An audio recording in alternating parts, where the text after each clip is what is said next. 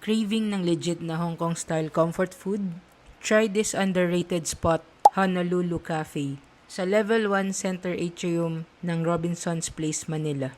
I tried a few of their bestsellers, and here's what stood out. Barbecue pork rice. Mukha lang siyang maliit, pero nakakabusog talaga siya. Just don't forget the sauce. Ako, half na ng rice kinain ko bago ko naalala. Stir-fried Hong Kong style noodle with pork chop in XO sauce. Big serving, may spicy kick, and lasang XO talaga. Bold, savory, and lasang dried shrimp. Mini pork barbecue buns. Soft, savory, and walang Filipino-style tamis. Legit HK feel. Ice lemon tea. Lasang-lasa pa rin kahit tunaw na yung yelo. First time ko dito and definitely not the last. Shout out kay Jordan. Sobrang accommodating during my visit. Hopefully, they stay consistent with both the good service I experience and their great food.